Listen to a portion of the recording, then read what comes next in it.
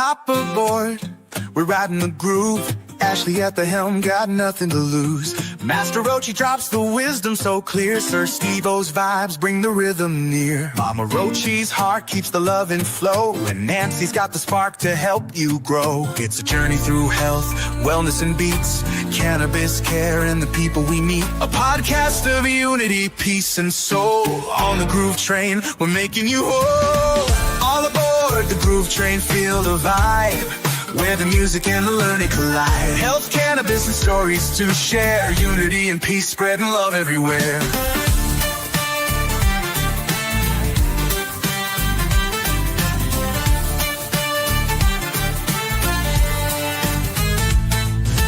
Guests in the spotlight, stories to unfold. Wisdom in the words, treasures untold. Wellness in the rhythm, healing in the song. The groove train's rolling, bringing us along. Cannabis care with a mindful twist. Music for the soul you don't want to miss. Every episode's a chance to grow. With Ashley and the crew, the good vibes flow. All aboard the groove train, feel the vibe, where the music and the learning collide. Health, cannabis, and stories to share. Unity and peace, spreading love everywhere. Oh, oh, everywhere.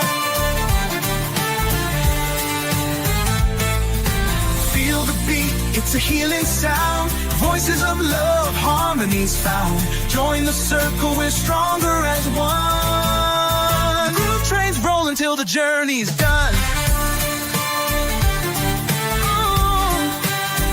Till the journey's done. Oh, so light up your mind, let the wisdom ignite. The groove train's here, bringing joy and light. Ashley, Roach, STEVEO, Nancy too. Mama ROACHEE's love will carry you through. A podcast of passion, of learning, of peace, peace. The groove train rolls and the love won't cease.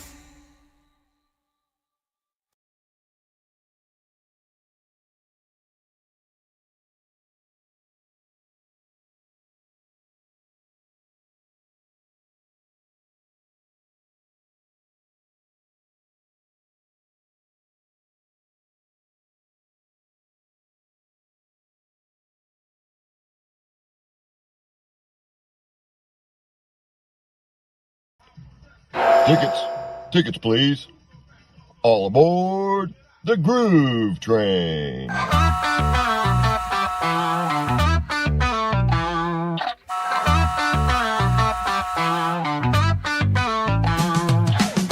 Hop aboard, we're on the move. Master ROACHEE and Mama got the groove. Ashley and STEVEO too. Bring the vibe, you know what to do. Nancy's here, the grow expert queen, teaching us to keep it green. Peace, love, community vibe, cannabis life, come feel the high. Light it up, let's break the chain. Hop on board the groove train. Laugh, learn, and elevate. It's the podcast world's ultimate escape. Groove train, yeah, we're rolling on. Peace and love, the vibe is strong. Cannabis crew, we're where you belong. Groove train, come and sing along. Hey, groove train, yeah. Now we're rolling on. Story shared, the laughter flows. Good vibes sprout where the knowledge grows. From growing tips to life advice, this train's a journey through paradise. So spark it up, relax your mind. We're spreading love, the healing kind. STEVEO, Ashley, ROACHEE fam, Nancy's here, we've got the jam. Light it up, let's break the chain. Hop on board the groove train. Laugh, learn, and elevate. It's the podcast world's ultimate escape. Groove train, yeah, we're rolling on. Peace and love, the vibe is strong. Cannabis crew, we're where you belong.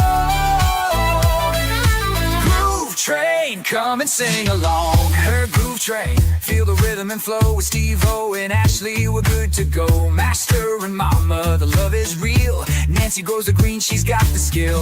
Groove train, it's a family thing. Peace, love, and cannabis. Let's all sing.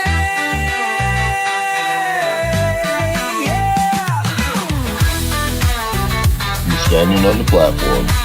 Destination unknown. Only one way to get there. All aboard the Groove Train.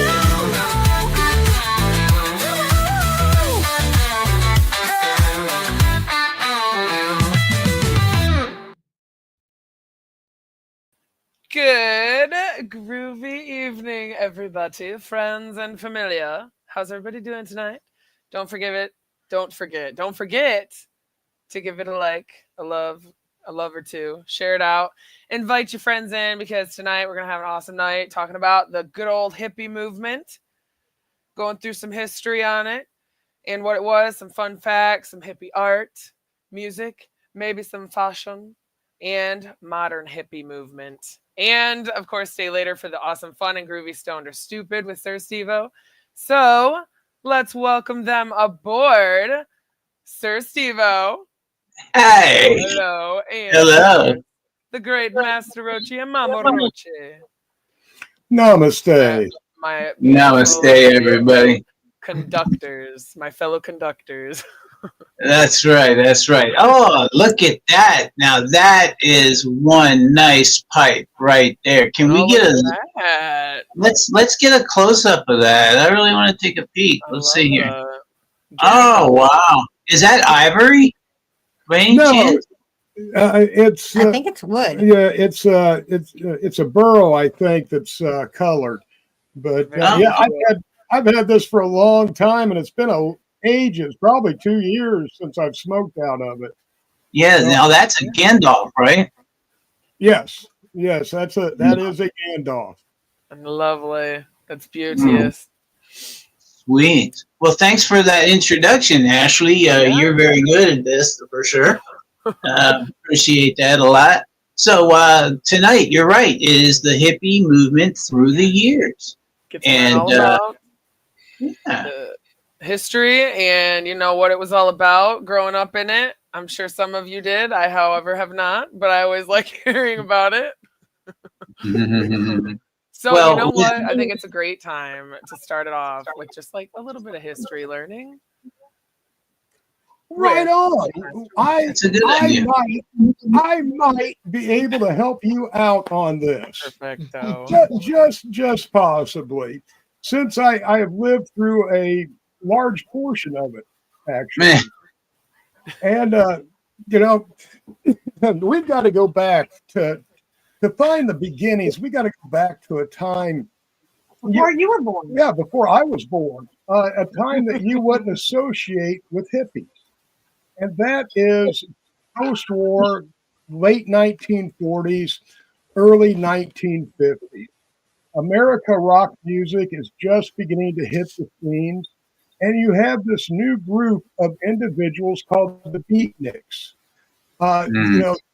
They are dressing different. They are expressing their individuality. They are questioning what they are seeing. Dressing. Sorry. Whoops. They're questioning what they're being told and what their eyes are actually seeing.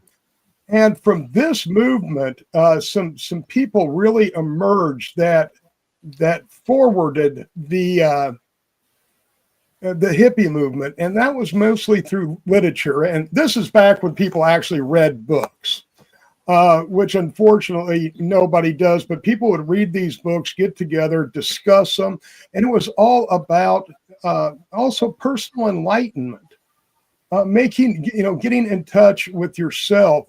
With the rest of humanity, with nature, and bringing this cosmic enlightenment to the world. We failed miserably, but some of the authors were Allen Greensburg, Jack. I always have a problem pronouncing his name. Jack Caraway. Yeah, Carraway, Timothy Leary, Aldous Huxley, George Orwell. You know, in fact, Aldous Huxley's book, Doors of Perception, is where Jim Morrison got the name for the band The Doors. So it was from these philosophers, these poets, and these people that started writing these books, and younger people started reading them, discussing them, and going, wait a minute, there could be more. Everything is not as people are telling us. It's not as, because when I grew up, you were in church every Sunday. You know, the newspapers didn't lie. You know, and then you walk out and you look at the world around you, and it's not what you're seeing on TV. It's not what's being, you know, you're being told in Sunday. You're seeing that the perception of this world doesn't, or what you're being told does not meet your perception. So people start forming together and sharing these ideas. And one of the big places was Haight-Ashbury in San Francisco. Number one, the weather's great. I mean, who doesn't want to hang out in Southern California? But and it was a low rent district. It was where you could go where if you didn't have any money, and the community kind of took care of you. There were soup kitchens, there were free stores, a lot of people having rent parties and staying together, a communal living situation. Well, then the press found out about this and actually started arranging bus tours through Haight-Ashbury, showing off, you know, these weird people doing these weird things and taking these strange drugs and smoking that foul smelling herb. And, you know, they're talking about LSD and they're talking about expanding your consciousness. Well, in 1967, in October, they ended the Summer of Love with the death of the hippie, trying to tell the news media it's about us. It's about our individual freedoms and right. It's not about you. No more news. So we've progressed, and you know, there's flower children, and I guess I'm kind of the third generation down. There was the beatniks, the original hippies, and then the flower children. And since then, we've come to hear about New Agers. A new one I hadn't heard about was Zippies, and that might be Smashley. She might be a Zippy, a Xanax hippie. But bohemians, indigo children, you know, neo hippies, and this has led us to so many subgroups. The sustainable farming came out of this, the new age, you know, religious movement. And also back in the 50s, people were starting to learn about Eastern philosophy, Hinduism, Buddhism, Tao. One of the big books out of the time was Zen and the Art of Motorcycle Mechanics. You know, it spurred the imagination and unlocked just the minds of so many people during that time. And like I said, overall, we have failed. I don't think people give a damn anymore about individual enlightenment.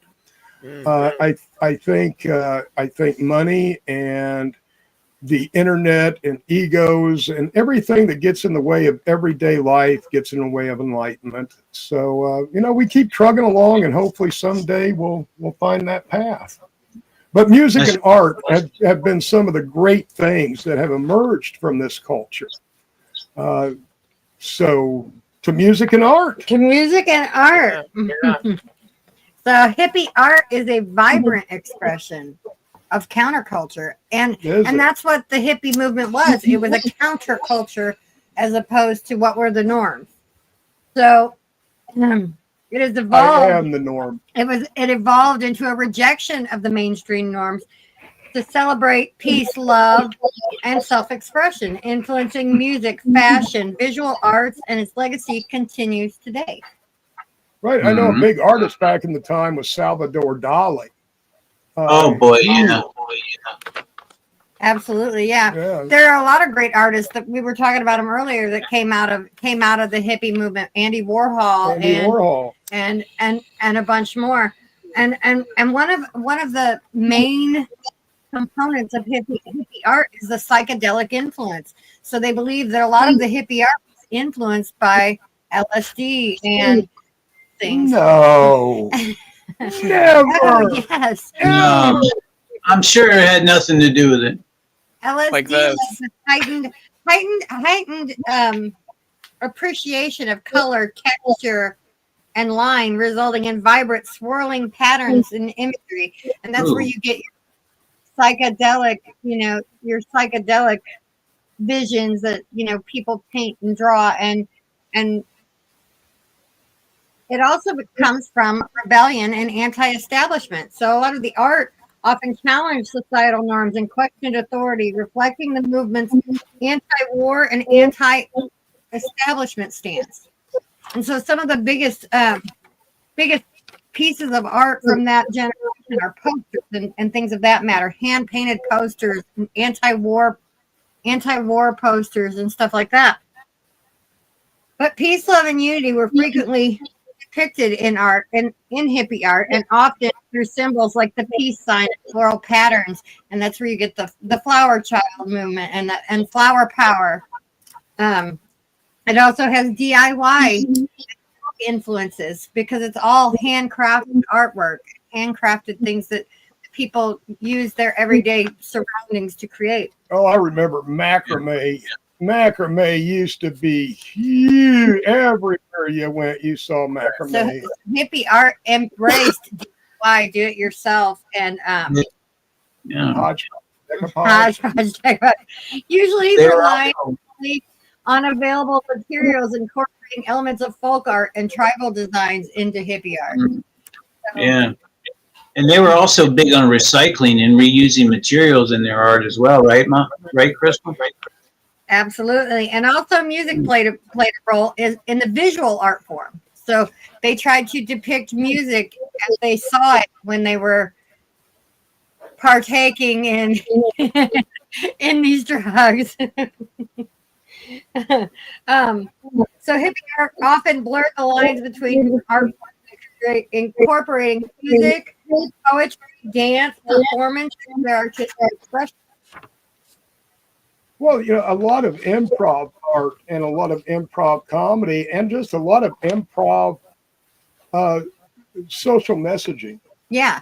Was very important because the communities would come together, and instead of spending a night around a TV, you'd spend a night around music and improv.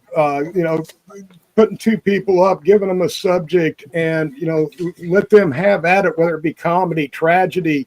Well, and debate was key. Debate was also key in the hippie movement, and the thing was is in the hippie movement they could debate and still get along and love each other. Yeah, and not everybody had the same, the same take on things. In fact, sometimes you just take the counterpoint to make your argument stronger. So you and your partner might be together and not even know it. Well, yeah, one deliberately takes a counterpoint and argues, and this way you become a better influencer, right? When you get in front of people. So from counterculture to the mainstream. So while initially a fringe movement, aspects of hippie culture, including its art, fashion, gradually gained mainstream acceptance, influencing pop culture and fashion, and then the influence on graphic design. So hippie graphic designs with its dense text, unseen typesetting, and multiple forms of illustration effectively communicated the urgency of the hippie social and political goals. So as I said, a lot of painted posters and that was a huge thing with hippie art, was being able to put it out there for the world to see. Well, I mean, if you go back and you look at the handbills for like Jefferson Airplane and the Moody Blues, they were all hand painted. Yeah, I mean, there was beautiful artwork on the handbills for a Saturday show.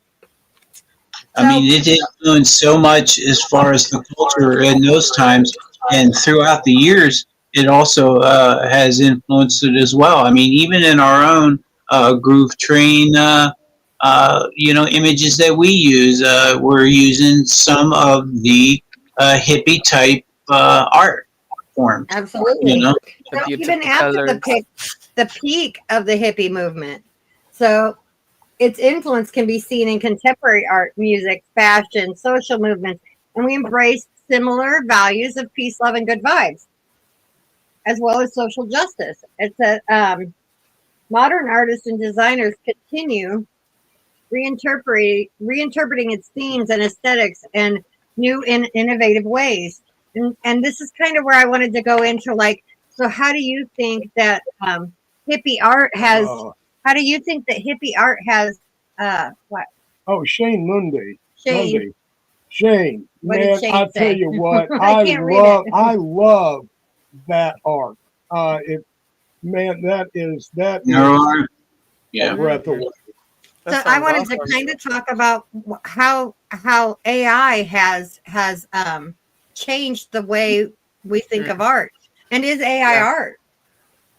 You're still taking your thought and your idea and you're asking someone else to create it, but it's still your thought and your idea. So that's I would say that's commissioned art. It's not your art. right. I mean, commissioned art is paid for, though. It is paid for, and you have somebody else produce it for you.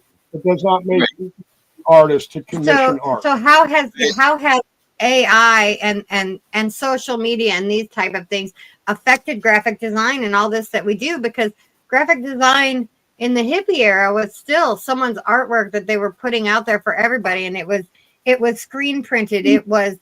I feel like it should be under the category of digital design, because I think so. I feel like art is somebody creating something from their own mind. Right. Even if you're copying something and still recreating it from your own perspective, that can be art. But if you're just asking AI to do something for you, that's just digital art, I guess. Yeah, I agree. I agree. So the way that art has progressed and evolved, I think that the newer hippies take the same art that they used before, and we've brightened it and we've made it bolder and we've enhanced things. And I think that even though LSD isn't readily available, I think that psychedelics and mushrooms and cannabis help feed into that hippie space and that art. Yeah. So I don't know. I kind of wanted to kind of discuss that with you guys and see how you felt about it. And do you feel like, have we lost the hippie artistic side of things, or is it still there? Because I know actually, like, you do a lot of crafting, and so do I. So I mean, I think it's in there, and I think it's coming back. Like kind of what Master ROACHEE was saying a little bit earlier, like how it had died down for many, many years and decades, honestly. And I think now it's starting to come back because people are waking up. Right. Yeah, the 1980s pretty much ended the hippie movement, except for a very small underground groups. But that all fell out of fashion with disco and cocaine. But I feel like art in the cannabis world I feel like the cannabis community, the cannabis revolution, so to speak, has brought back that hippie art. And I feel like that's become a big part of who we are and what we identify with. And we're trying to get back to those peace, love, good vibes, fight the establishment, go out on your own, do your own thing. And I feel like the art that's out there and the art that people do, because I mean, like I said, I'm a crafter. So I do a lot of crafting, but I feel like the DIY is coming back, and that's a big part of hippie art. Yeah, I think to kind of go along with what he's saying, it's another way for people to become lazy and stare at their screen, creating instead of doing something productive. Like, so, what else can I type in creating? We're actually creating. Well, I feel like can't you argue though that a computer is a tool like a paintbrush, For sure. you know, to where you can create art, but like you said, digital art. I mean, because like I can show up in Canva and have a white screen, and then boom, all of a sudden, like Master ROACHEE just created the World of Smoke 2025 poster, and he did a fantastic job. He created it from a blank white screen, and I believe that that is digital art. Absolutely. So do you feel like the digital era is taking away from the original art? Or No, do you feel like because to it? no, I think that if anything, it's just its own category, and it's not even comparable to what someone does when they sit down with a paint and a paintbrush, and they're two different things. It would be like trying to judge a flower with a concentrate. Two different things. Right. So I feel like a big part of hippie art that we all have in our life and that we kind of love is tie-dye. And I know some amazing tie-dye artists out there. And to me, that is a true art form. Yeah. And it's a hippie art form. And it's something that we brought into our fashion and has become mainstream these days because of the art form. And I don't know if you've ever watched any of these tie-dye artists sit down and tie these beautiful tapestries and stuff. Hours and hours, and it is an art. And so how is that influencing the rest of our, I mean, that is a okay, so you have somebody that's doing that, and you have somebody that designs some tie-dyes digitally and has it digitally printed on clothes. They're both tie-dyes, right? One has been, digitally created and put on the fabric. The other one has been hand done. So, you're going to find the value in this in the market. Yeah, I agree with that. Where you have somebody that's actually going out and, singing and playing an instrument that's painting, that is sculpting. There's going to be more value in their work than somebody that's 3D printing, that is, doing AI artwork and stuff of that nature. So that's the difference, is going to be in the value of the product. I agree with that. Afterwards. I agree with that. I agree that like I can go on Amazon and buy a digitally printed tie-dye like I did for Hyver's Fest for like $15. But if I want something beautiful like Sheena made me, right, then I'm going to pay like $80. And she does amazing, you know what I mean? Amazing. She's an amazing artist, and that's an art. And so the same kind of goes into that. And with any artwork, we've met some at all the events we've been at. We've met some amazing painters and artists that are doing phenomenal. I mean, we have pieces of artwork all over this room that are from different events that we've been at. And I feel like I agree, Kim. I feel like the hippie influence is alive and well and strong today in our art world. Mm-hmm. Yeah. And I love it. So, I mean, so now as far as the AI stuff, like we talk about the artwork, music is also a form of art and expression from the AI world. Yeah. And from regular artists that go out there and work every day. And I think STEVEO is going to take us into a little bit of hippie music. Yeah, I appreciate that, Crystal. I'm really excited to dive into this topic because music has always been the heartbeat of our cultural movements. And the hippie movement is no exception at all, really.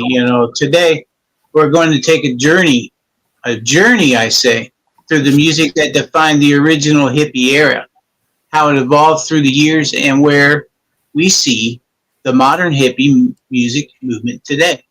And that is going to be a little tricky. I think that, as far as I'm concerned, when you say the hippie era of music, I agree with what Master ROACHEE said earlier. It would probably be, the mid to late 60s. into the 70s. What do you think, Matt? Can you define that a little tighter for me? Or would you agree with that? I think the original hippie movement was originally founded around folk music. 1960s. Yeah, agreed. And that is where it really picked up. And then as the music festivals started to erupt, and what's a better place to go and commune and vibe and get high than a music festival, right? So, and also at this time, technology was changing.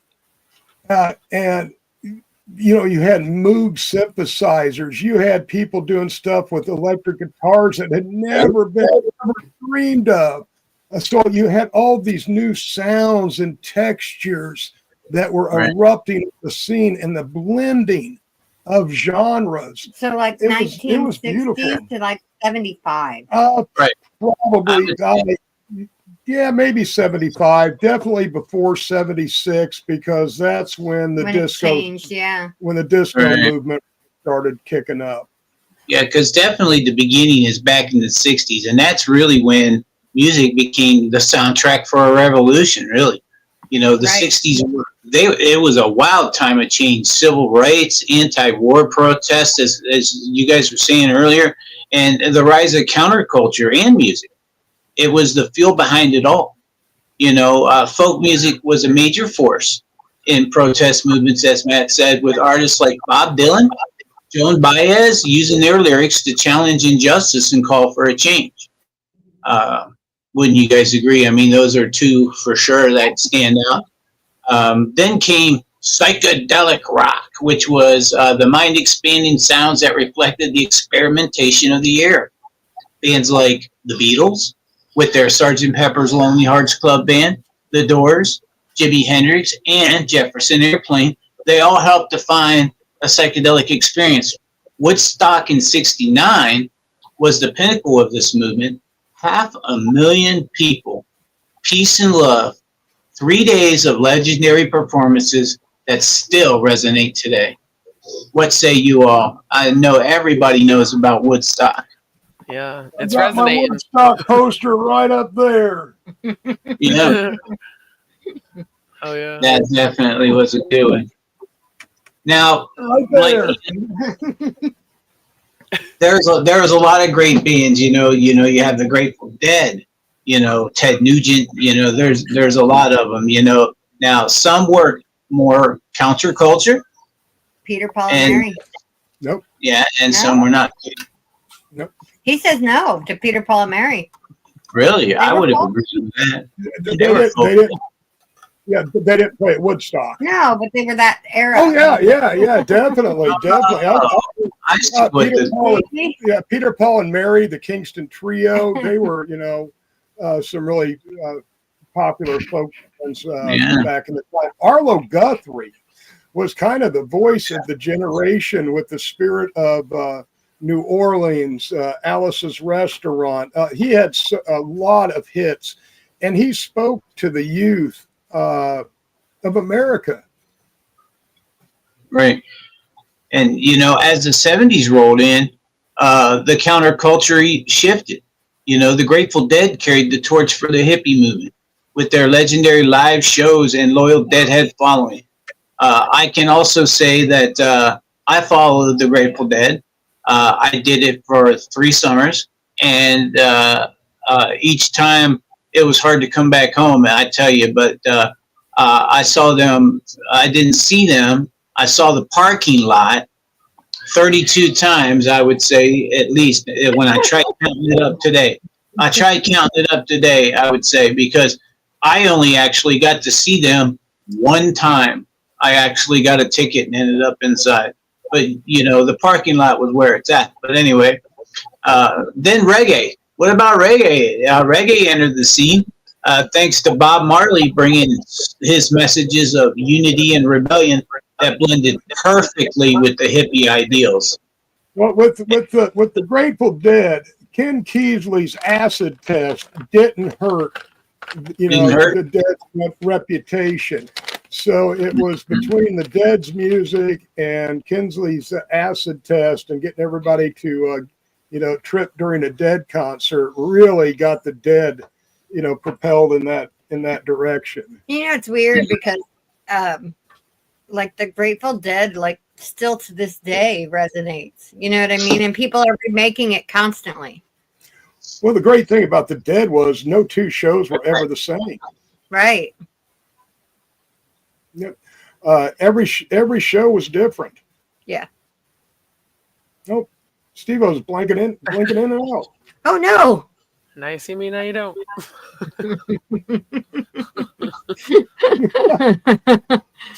But Simon and Garfunkel. Oh, how sweet. Yeah. But you had shows like Hair that came out. And a lot of the music from Hair became a really important soundtrack during that time. Also, Steve-O, you're back. Yes, I had to blow my nose. I'm sorry. I gave the be right back. Right on. Thanks for doing that. And now I'm going to throw us into the 80s and 90s. Now, in the 80s and 90s, we saw folk and alternative rock carrying forward that same spirit. Now, Neil Young kept delivering socially conscious music, and jam bands like Fish, everybody picked up where the Dead left off, bringing improvisation and community-driven music into a new era. And I was never a big Fish fan, I would say, per se, but I definitely can't say that I don't dig their music. I know that we have some Fish fans here in the audience. Tell us, everybody. We want to hear if during any of these eras anybody has any bands that they want to throw up there. Go ahead and bring it up in the comments, everybody. Let's do it. Oh, yeah. Right, absolutely. There was a lot of, like I said, a lot of great music that's erupted throughout the years that have kept that peace and love feeling going. It's stuck around. You ever listen to my playlist? I have listened to your playlist, and we've and being from those generations, we've shared those playlists with our kids too. Yeah. So they carry on those same. My daughters know just about every word to every Grateful Dead song. Janis Joplin and the Big Brother Holding Company. Right. Love Janis Joplin. Yeah, she had a voice. Yeah. Yeah, and speaking of like real powerful women, what about like Pat Benatar? She really she had her fist in the air singing her songs for sure. And then what about Alanis Morissette? She's claiming social justice for women in her songs. Big time, but it's a lot of breakup songs too, so I can't really, then we'd have to go with Taylor Swift too, I suppose, on that round, but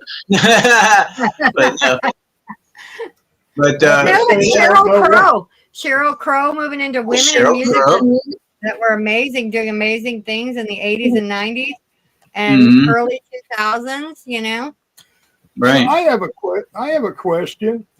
Sure. We've had so many splinter groups. Do you think that the punk rock movement of the early 80s was a spinoff on the hippie movement and created a counterculture of their own, which eventually led into the headbanger and heavy metal movement? Yeah, I completely agree with that entire timeline that you just talked about. What do you think, Ashley? Are you a headbanger? I'm learning here. Well, I feel like I have a very good mix up of music and what I like. Like, there's not much that I don't like, but except for country. Like old school country. See, like, do you think like Waylon there's a lot you haven't heard? Do you think there's definitely. You think? Probably a lot. Like, there's so much music out there. Even if I stick with like just my favorites or like hear all of like what you guys are talking about, there's so much more than just that. Oh yeah. Like, I can never stop. I'll never run out of music to listen to. No, and I don't think we could. I don't think we And I could love run out that, of music.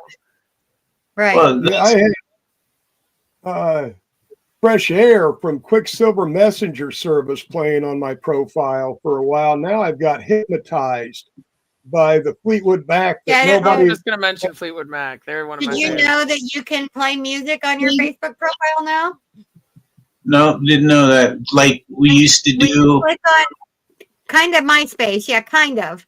When you click Right. on like someone's profile, say you go to Master Roachie's page and you see the air bubble, the word bubble on his picture, if you touch it, it'll play music.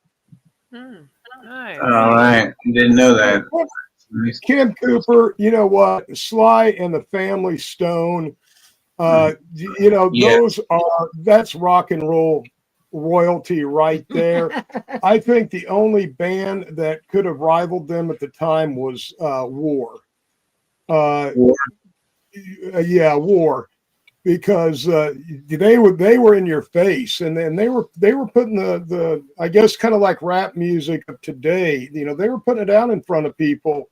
You know, straight facts. Right. Well, and so was the Commodores. They were getting down and funky to the same way, you know, and as Sly. Too. I know More you brought up easy disco, like a Sunday morning, but disco was all about love and groove and bang Yeah. a bang a bang. Yeah, right. Well, what about today? The hippie movement never really disappeared. It just evolved.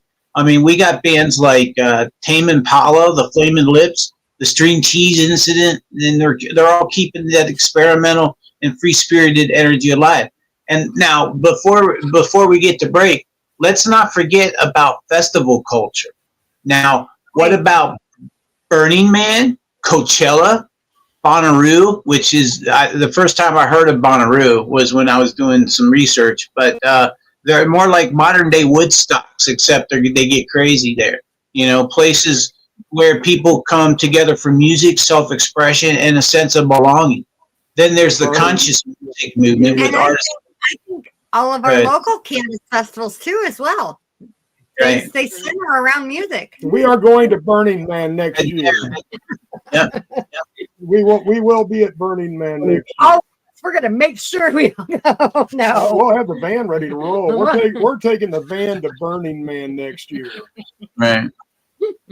So Yeah, whether good. Oh, I was just gonna say, I think That's okay.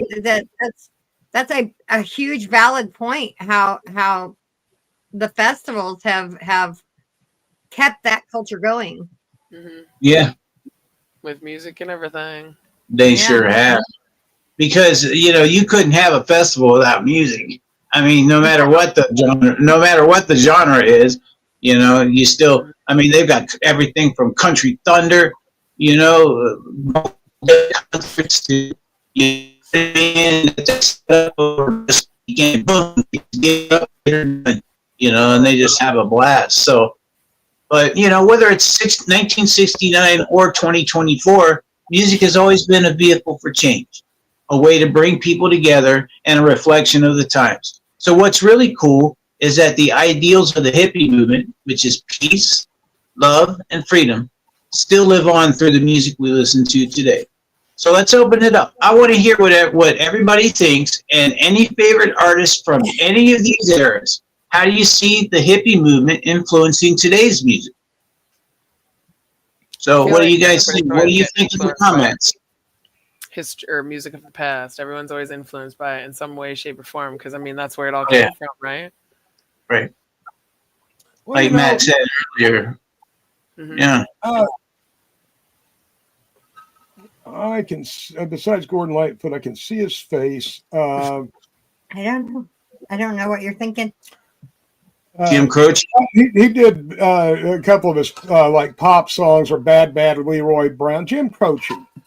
Jim Croce wrote a lot of poignant music. Also, I think the biggest thing that we're missing now is the voice of the singer-songwriter, because they're the ones that really are the historians of the time. because the singer-songwriters, talk about, current events and Day-to-day life. day-to-day life, and the struggles of that time period and the social climate of that era. So I think I think that is kind of involved too with and I know you guys are all gonna look at me like I'm crazy with the rap era. Yeah, I think the rap era is probably the closest thing that we have currently to modern day singer songwriters.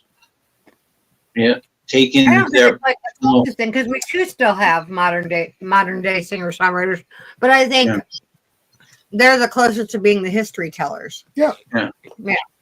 Taking their personal experiences from their life, putting it pen to paper, and writing it out for words. I mean, it's just, it's perfect. I miss the days though when you really had to, like Matt said, singer-songwriter, you had to know how to play your guitar or your instrument. You had to be able to sing without any type of alterations. You had to be able to stay on time, stay on beat, figure it out and do it, and do both at the same time. Both at the same time. I can only imagine trying to play a guitar and singing and making it smooth. Oh yeah. Well, I mean, but we also had voices like Arlo Guthrie and Dylan. So, but their other talents made up for their voice. And I know we've played Jack on here a couple times. Jack Daniel, he's probably one of my favorite singer-songwriters that we personally know, and to watch him sing about his experiences and play his suitcase kick drum and strum his guitar and sing with nothing around him except a microphone is phenomenal.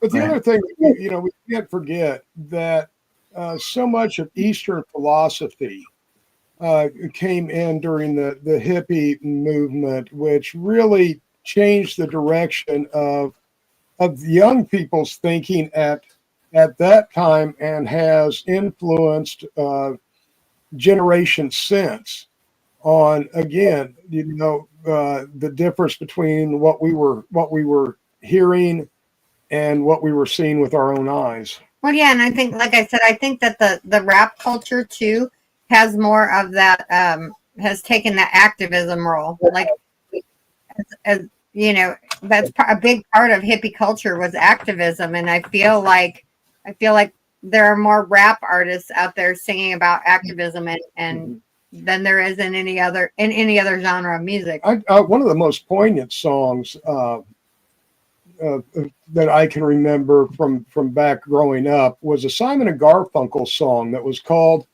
it was Silent Night and the 6 o'clock News. And man, I tell you, yeah, it's a song that will just tear at you. Right. And I remember, every night listening to how many people were killed in Vietnam, how many are missing, and seeing it. It was terrible. And the biggest fear, the worst day of your life could be if your draft number came up. Right. I mean, people lived in fear. People were fleeing to Canada. I volunteered, but at the time, if my folks told me later, if the Vietnam War was still going on when I was of age, they were making plans to get my ass out of the country. But I volunteered anyway. I wasn't at Vietnam. I was in years. That was after. Before you, yeah. That was before me. Right. That was like my dad's era. Much, but yeah. But yeah, it's but it was a terrible time, and segregation. We talk about how much social problems that we're having today. It's nothing like it was 50 years ago, right? Or 60 years ago. Yeah. Dang. Well, look at that. We even ran past intermission tonight. We had such a good conversation going. So, yeah, it looks like tonight we've got the Roots of Creation, and we have Casey Jones, which is a Grateful Dead song. So, if Ashley, you want to introduce us to intermission? You got to Right play. Here we go, everybody. Have a good intermission. See you in just a couple minutes. Like intermission. It says 7 minutes 42 seconds, but that's not right. Here we go.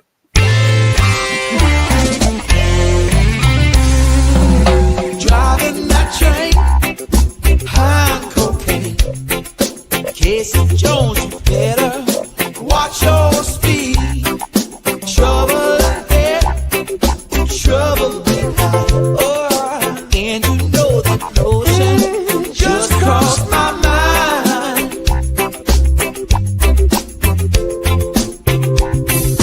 This old engine makes it on time.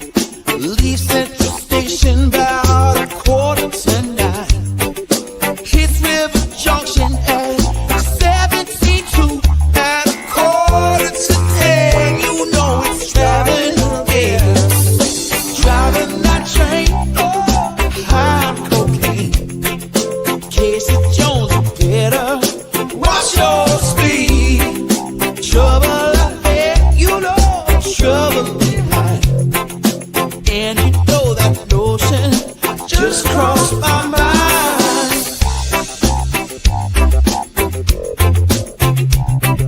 Trouble ahead, lean red. Take my advice, you'll be better off dead. Switchman sleeping, train 102 is on the wrong track and headed for you. Driving that train, high on cocaine. Casey Jones, you better watch your speed. Trouble ahead, you know, trouble behind. And you know that notion just crossed my mind.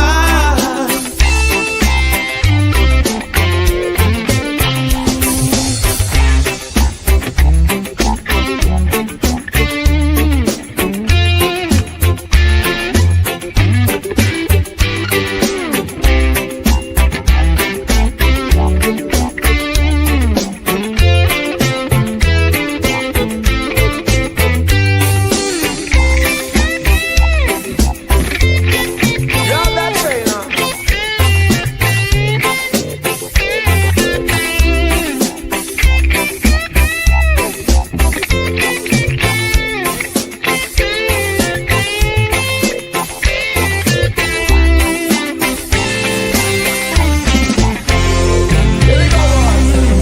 Trouble with you is in trouble with me. You got two good eyes, but you still don't see. Come on, look down you.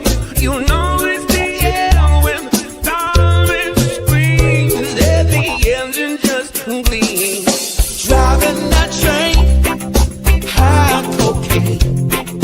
Casey Jones, you better watch your speed. Trouble ahead, trouble behind. And you know that notion just crossed my mind. Driving that train, high on cocaine. Casey Jones, you better watch your speed. Trouble ahead, ooh, trouble behind. And you know that notion just crossed my mind. Driving that train, high on cocaine. Casey Jones, you better watch your speed. Trouble ahead, ooh, trouble behind. And you know that notion just crossed my mind. And you know that notion just crossed my mind.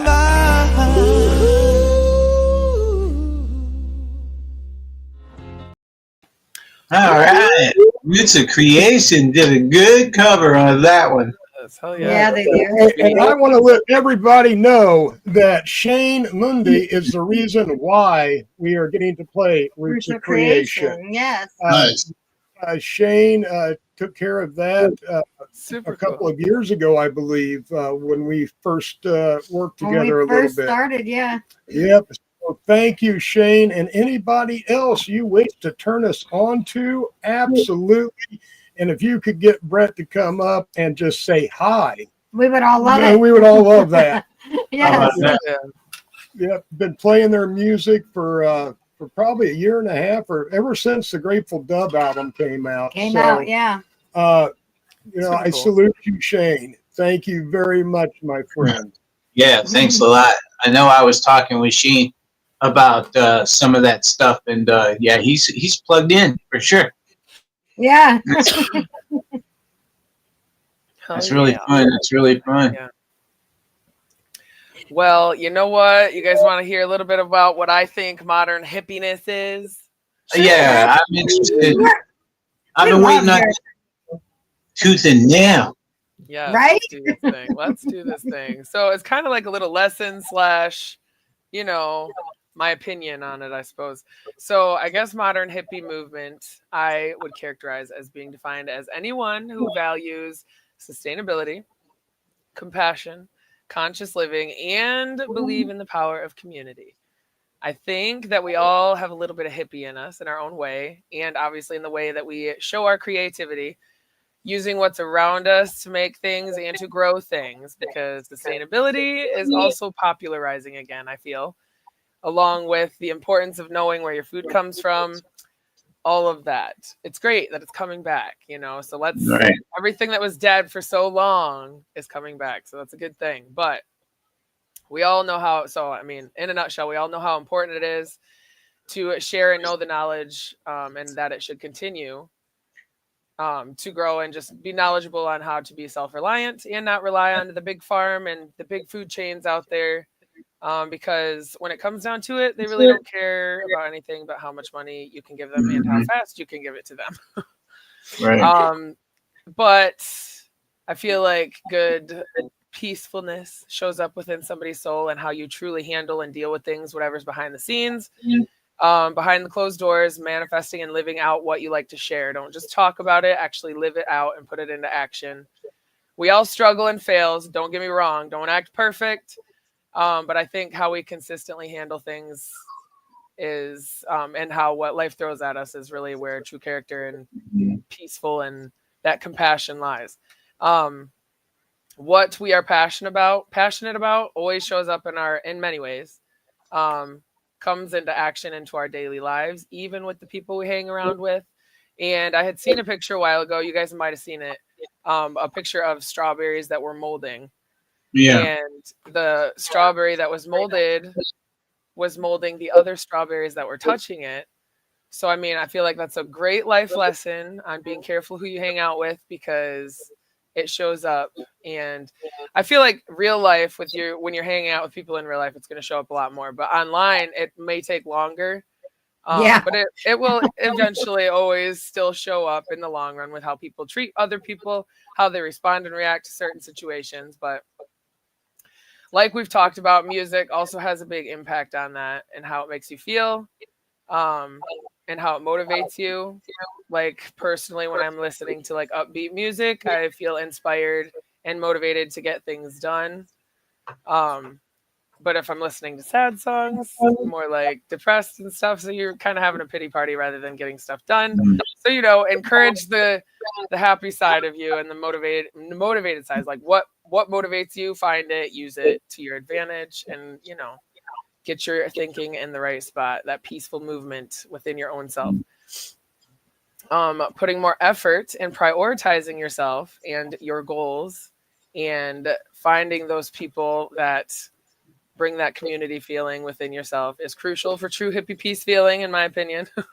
You can't expect to live in peace when you're living in hell every day and having your brain as your biggest enemy. So, something's got to change. Something's got to change. Grow something. And this growing something, it could be just one seed in your window. That is one simple way to start the process of growth.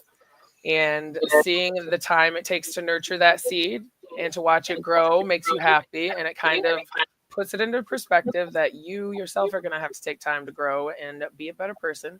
It doesn't happen overnight, but yeah, being more sustainable is a life lesson in and of itself. And it gets you more in touch with your roots and how important and amazing it feels to eat what you grow and reap the rewards. Because I don't know anyone who gets long-lasting results from buying a box of Pop-Tarts at the store. Maybe bad attitudes later. Maybe. And cries for more food. You know, it's not being sustainable. Anyways, being more sustainable also means that you're not always going to have the land and the means to do so. But that doesn't mean you can't do anything. It means you just start small. Growing a couple plants, like I said, in your window. And you know what? Okay, this little sardine can is going to be my little mini microgreen section in my window. I'm saving them up. I've seen this idea on a reel on Facebook somewhere. Oh, nice.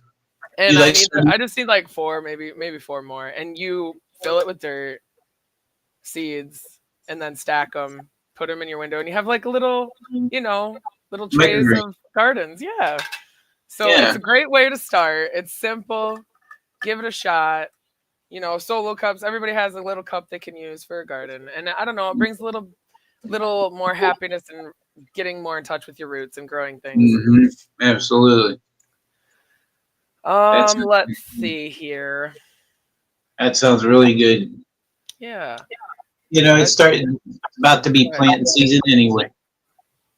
Right, exactly. Spring is coming, so the more plants, the better. So I think that like I'm ready for growing season. Yeah, I think everybody is, especially after a long, depressing winter. Like inner peace, inner strength, mental peace.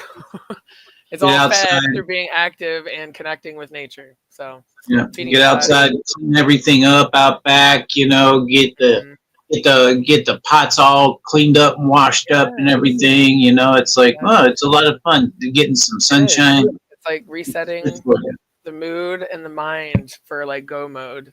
Right. Getting in touch with the original source of medicine, plants.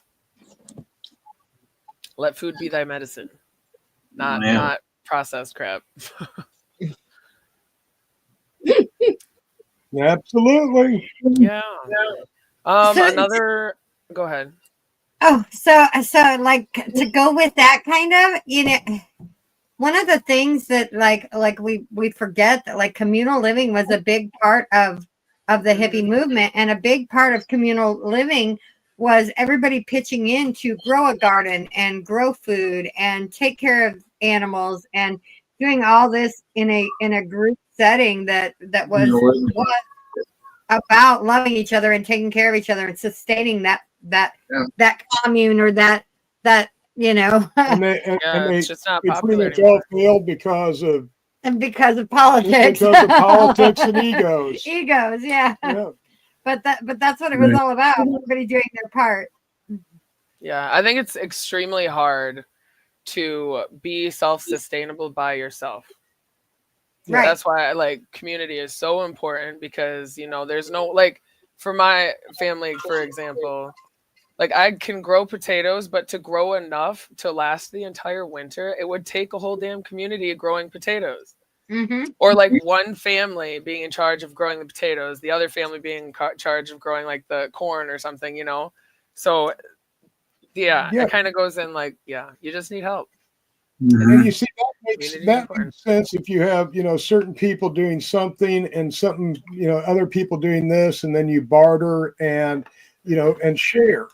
That's different from communal living, where everybody is working one piece of land for everybody, and it's unsustainable. It's unsustainable.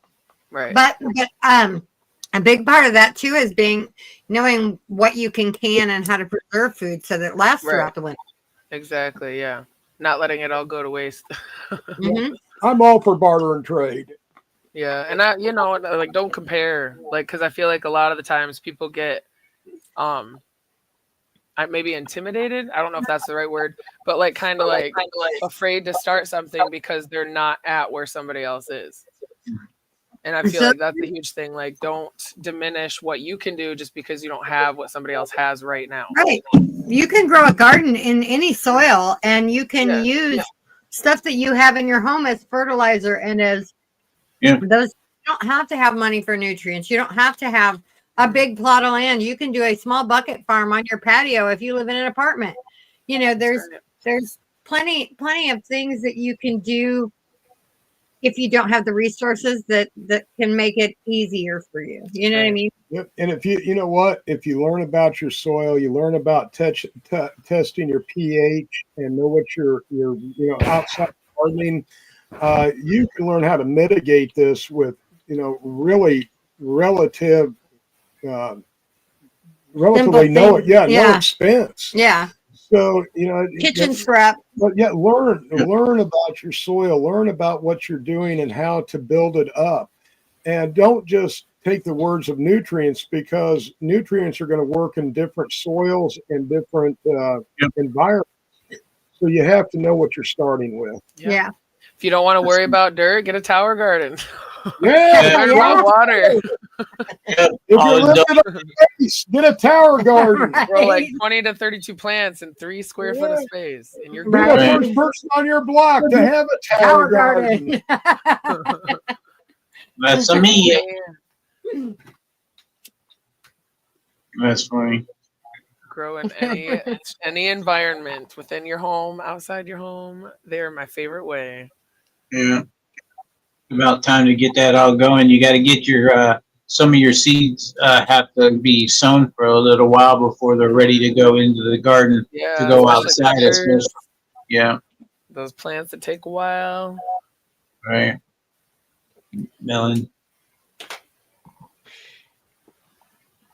So you guys, like, here's like the thing is, I don't think that any of us really touched on, like, except for you a little bit, kind of the new age Eastern or medicine, and that's a big part of hippie life. And I mean, Ashley does all the time talking about plant medicine, but kind of the nouveau, I guess is the word I'm looking for, or the new age hippie era, where they talk about sound baths and meditation and the different aspects of healing that go along with that. Those silent discos. right. Oh, Sandra, yes, we definitely should bring back victory gardens. We should call them prosperity gardens. I agree with that. The less money that we can spend at the grocery store, the more prosperous we'll all be. Right. So yeah. Our neighbors have a vegetable stand, and he does his. I wish I could video his backyard, because he grows everything, and he has it stacked. He has trellises, the whole works, and he supplies a farm stand for this whole town. And it's all it's on an honor system. He has a little money box out there, but when we don't have time for a garden, support your local farmer, your local gardener, your local grower, and that's what we do. 1,000 times yes. Yeah, so you're getting something local, but maybe you don't have time to tend a garden, but you can buy from local farm stands and vegetable stands in your area, and you know where your food's coming from. Exactly. And more on that. Yeah. Always got to keep it local if at all possible. Otherwise, you're not getting the nutrients and the value that you're looking for anyway. You need to stay healthy, not just eat. Yeah, and if you don't know where to look, I usually join some Facebook groups in your local area. You can join and see who's selling what, even on Facebook Marketplace sometimes. Yeah. So there's always somebody local selling stuff. Like, I'm currently trying to find a new egg seller because I don't have chickens anymore. And it's so sad. But where there's will, there's way. When there's will, there's way. What's that say? Where there's a will, there is a way. Yeah, you get what I'm trying to say. Literally. That's too funny. Yeah, coming up soon here, we're gonna have Stoned or Stupid, everybody. So make sure you stick around, because in about I'd say about 10 minutes or so, we're gonna have Stoned or Stupid. And I've got some good ones for you tonight, everybody. So don't go anywhere. Just So a reminder. what do you guys think about the meditation and healing and sound bath and those kind of things? You know, I would just immediately go, that sounds silly. But when I did that with essential oils and I found out that I was wrong about those, I'm a little more open to alternate techniques and therapies and things of that sort. I really am. How the mind opens when you try something, right? So, and there's a lot of healing energy and sound waves and different frequencies. Yeah. And I kind of wanted to talk to you about that, STEVEO, because at different frequency levels, it causes different things in our bodies to happen. And that's the thing that a lot of the enlightened or people that are seeking enlightenment are into healing through sound. Mm-hmm. Wow. Actually, I have a playlist of various frequencies, but also something that I really enjoy is shamanic drumming, especially double drumming for meditation. But you really, there's a difference. It's something you want to look into if you want to do shamanic drum meditation, is make sure that it includes a callback at the end of the meditation. It's a really enjoyable part of it, and the callback's a very important part of the drum meditation. When I can't sleep at night, I put on healing sleep sounds, and it's different frequencies. Music is powerful. Don't Yeah, underestimate it. Dan, that is one of my favorite pastimes, my friend. Mix mushrooms with music, play games with consciousness.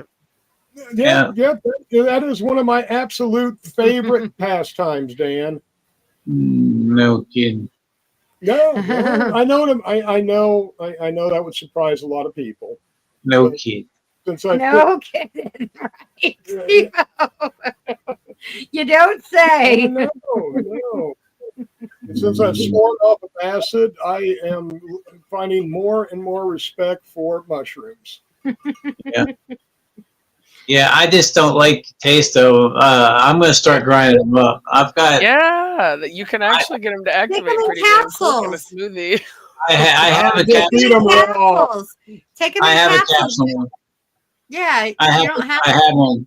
Go ahead. I put them in my smoothie, and holy shit, they act quick.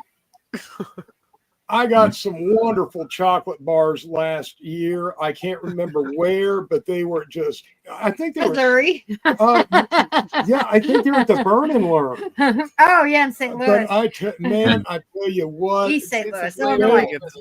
They were the best mushroom chocolate bars I ever had. So you do know that you can cook with psychedelic mushrooms just like you cook with regular mushrooms and still feel the effects. It doesn't harm them in any way, shape, or form. I need a way to get them down without feeling the texture or tasting them. And that right. Well, that's what I said. They're actually better for you raw and not hydrated. Yep. Well, magic mushrooms are always dry as a popcorn fart, so. And that's what I'm saying. They don't have to be. If you know somebody that grows, Dan the Mushroom Man, you can get raw mushrooms. You can get raw mushrooms. They don't have to be dried. And you can cook them and put them on your burger and get the same effects. We did some research on this just recently because it was something I learned that I had no clue. Tech was talking about it, on our show. Us about it. But they don't have to be dried. They're actually better for you when they're not dried. Interesting. I'll pass on the shrooms. I'll take tincture for them any day. Right. She's like, I'm down, but not if I have to chew on the mushroom. Yeah. I can't swallow something if my body won't allow me to.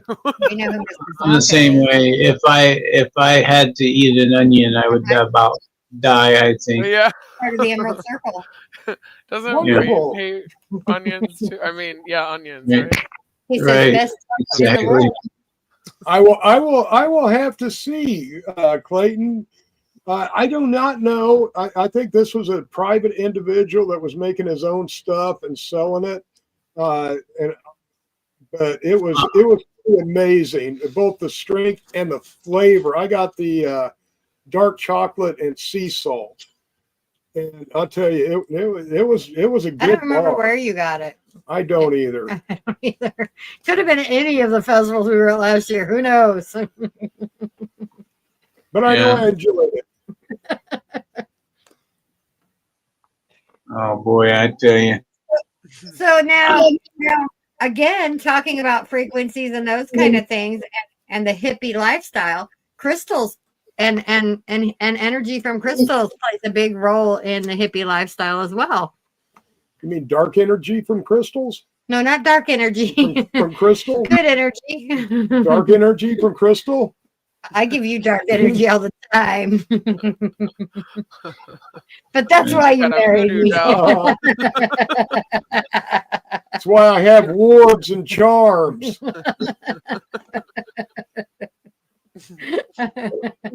Yeah, I'm excited though about Irish Fest, everybody. To talk about frequency. I feel the frequency and the vibrations of Irish Fest pulling me near and near. I know. A week from now, I'll be sitting in the Airbnb with everybody. Well, not actually yet. She'll be there in the morning.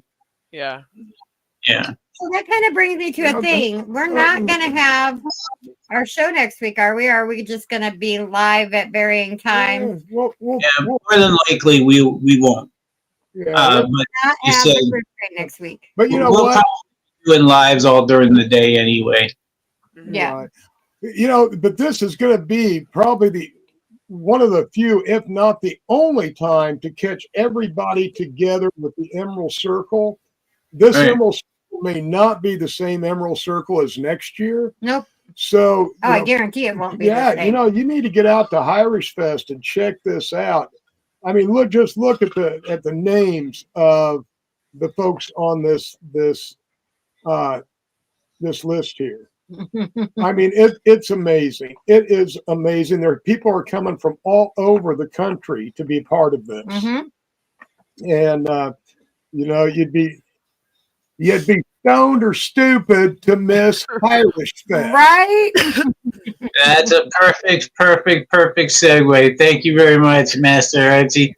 Yeah, definitely a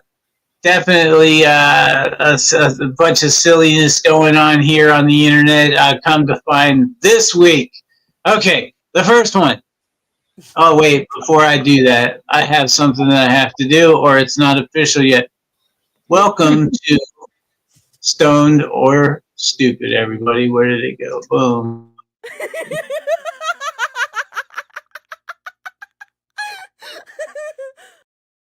Now it's official. It's official. Stoned or Stupid criminals. Here we go. The invisible getaway driver. Sorry about that. A man in Georgia got high and decided he was the ultimate escape artist. Now, don't think just because he was high that it's going to be stoned right out of the gate here. Now, after robbing a convenience store, he thought the best way to avoid the cops was to hide in plain sight by covering himself in a white bed sheet and lying completely still on the ground. Now, the problem is he did this right next to the getaway car, which was even still running. When officers arrived, they found him lying there like a ghost in broad daylight, expecting them to just walk past him like they didn't even see him. So, naturally, they arrested him, and the police report even noted suspect believed he was invisible. Spoiler alert. He was not invisible. Spoiler alert. So anyway, what do you guys think? Was he just plain stoned, or was he stupid? What do you say? Let's go with our host first. Ashley, what do you think? I'm gonna say stoned. Just stoned? Yeah. Just thought he'd take a nap? Yeah, totally. Yeah. All right, what do you think, Crystal? I think he was on something more than just being on weed if he thought he was invisible. I think he's been mushrooms. Yeah, I think there was some mushrooms involved. Right. All right, so we have two stars. I say I want whatever strain he was smoking. If he'd made him invisible, I want it. You want it? I tell you, I think I would need a little of that myself. I mean, just to lay there under a sheet and just, oh my God, that was pretty dumb. I have to go with stupid on this one. I just think that he just was just so dumb that he really thought that would work. I mean, he had a sheet and everything all ready to go, so I don't know. But that's what I'm going. I have to go against Or it was his first time with an edible. Right. Yeah. Now I've seen that many times. Yep, his first experience with an edible. Right. Well, what about this guy? A guy in California thought he was being followed, convinced that he was about to be robbed. In his paranoia, he called 911 and told the dispatcher, "I'm being followed and I need help." When the police arrived, they found no pursuers at all, just him sitting in his car with 37 pounds of weed in the back seat. When they asked him why he thought someone was after him, he said, "Because I just picked up all this weed, man." So it turns out he was right about being followed, but only because he called the cops on himself. He just promptly arrested for intent to distribute, and his paranoia turned out to be completely justified, just not the way he expected. All right, who's going first this time? How about you, Master ROACHEE? You go first. I tell you what, I bet when they tested his blood, it came back as a full pharmacy. Yeah. You know what? And I am sure that he was sleep deprived upon top of everything. So yes, I am saying Are you saying paranoia is real? I'm saying paranoia is real, and you eat enough and smoke enough, you could believe damn near anything.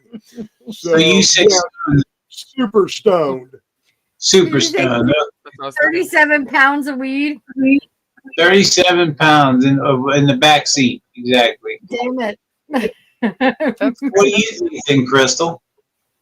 I'm thinking he was fucked up. I'm thinking you're right. That's what I'm thinking. Sorry for my foul language there, but damn it. He is pretty messed up. Ain't no doubt about it. What do you think, Ashley? Are you going to make it unanimous or what? I'm thinking he was definitely stoned. All right. I'm going to go with Stone too. We're going to make it unanimous.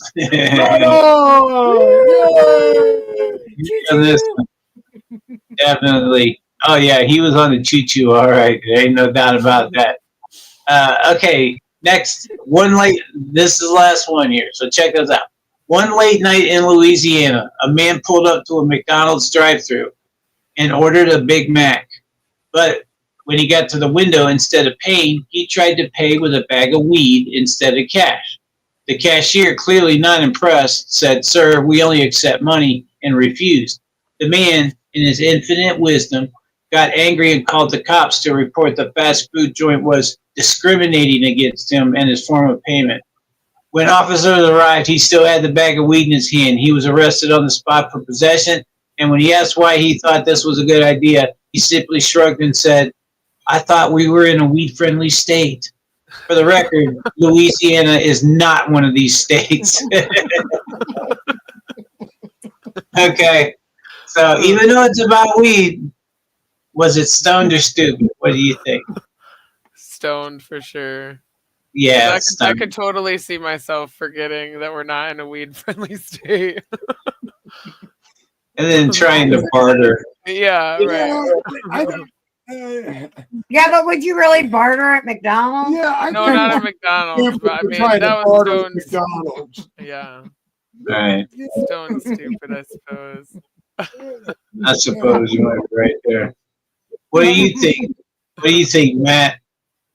I think he was stupid trying Maybe to I'd go barter barter at for eggs McDonald's. instead. Right? He should have gone to a local restaurant that was friendly. I'm sure he could have gotten a hell of a lot better meal than at McDonald's, probably for less than what he was offering McDonald's in the week. So think about when you were in high school. There was always that one pizza place, man. You could go and take some weed or get some weed, swap out pizza. That's right. Well, we had some pizza delivery drivers that would lose a pizza. Just to get some weed? Yeah, in exchange for some weed. Right. So everybody is in agreement that we're going with stupid on this one. Yeah. Stupid. All right. Stupid all day. All right.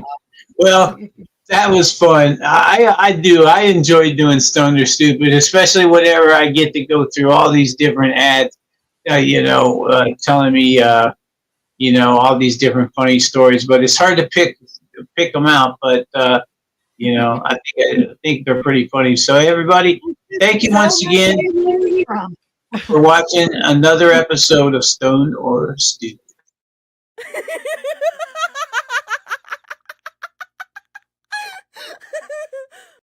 That goofy ass word. I tell you. One thing you're lucky about, Steve-O, is that you have hundreds of people every day they're auditioning to be on this show. That's right. Every day, probably more like thousands. Thousands, tens of thousands of people clamoring to get on this show for Stoned or Stupid. Yep. Just to be on this segment. That's Maybe right. we'll probably have a few Stoned or Stupid moments at Irish Fest. Yeah, I'm sure, because I have them all the time, I tell you. That was wonderful. But thanks, everybody. I appreciate you coming through for that. Yeah. Well, shit. Looks like it's about getting to be that time, Ashley? It's about time. Next week, Irish Fest shenanigans. Are we doing them live Friday, or we're just going to skip the actual show? More than likely. Yeah, probably skip the show. There's going to be too much going on, and we don't know what time we're all going to get there. We'll talk later this week about it. Yeah, for sure. Yeah, that way we're not telling people to come back. Same time, same groove, but still check us out. Right. So obviously, thanks everybody for joining us on another awesome Groove Train Friday. And I cannot wait for Irish Fest. So you know what, Steve-O, go ahead and tell us where they can all find you at this week. All right. You can find me on Wednesdays on the NOK Network right here. NOK is for Wednesdays is for the NOK. Sir Steve-O does his IWK 710 Daily Sesh at 7 p.m. and he does it in the first person, not the third person as well. And anyway, and then directly after you can catch another awesome interview. And this week coming up just happens to be a certain Master ROACHEE. So check it out, everybody. We're going to have Master and Mama up, and it's going to be a fun time. And we're going to talk all about Irish Fest and how we're going to be leaving in just a couple days to go. And it's going to be fun. And then you can find me here Fridays on the Groove Train at 9 p.m. Eastern Time with my friends Ashley, Smashley, and Master ROACHEE and Mama ROACHEE as well. Two of me. There's two of you. What about you guys down there, Master ROACHEE and Mama ROACHEE? Well, you don't have to worry about where to find us because we stalk each and every one of you. That's right. You can't turn on without finding us. No. You know what? Check us out, but more importantly, check out the rest of the community. You know what? If you miss one of our shows because you're checking out somebody new, you're not going to break my heart. You can always catch us on the rerun. Monday nights. On Monday nights, Thursday nights, and Friday nights, we're right here. So you know what? It's beautiful. The only thing I have to tell everybody is put down the phone and pick up a book. It's a thing that has pages in it and words. It's amazing what you can learn from a book compared to what you can. the YouTube is Cliff Notes for books. It's only actually picked up a book. Are you having a rant? I am having a rant. At the end of the groove train? I am. And until then, peace, love, and good vibes. That's right. That's right. Every fucking Monday. Oh, that's awesome. All right. Well, where can they find you?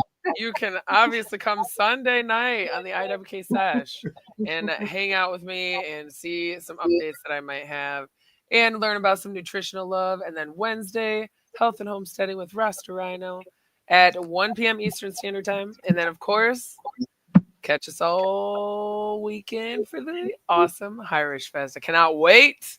Thanks again, everybody. Have an awesome night. Peace, love, and happiness.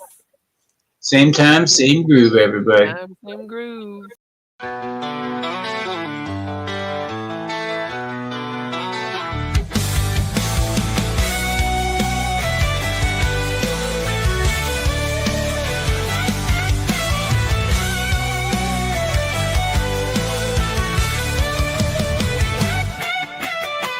Thanks for riding the groove train tonight. Peace, love, and vibes feeling oh so right. Ashley's wisdom keeps it rolling strong.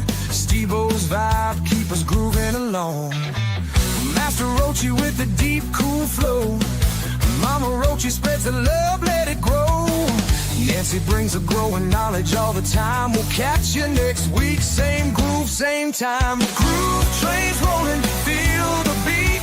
Cannabis music and love can't be beat. See you next Friday at 9, don't be late. Groove train vibes, it's a magical state. The groove train's rolling, feel the beat. Cannabis music and love can't be beat. See you next Friday at 9, don't be late. Groove train vibes, it's a magical state. This is Ashley, STEVEO, Master ROACHEE, Mama ROACHEE, and Nancy signing off. Thanks for grooving with us. Stay lifted, stay peaceful, and keep that love flowing. Catch you next Friday at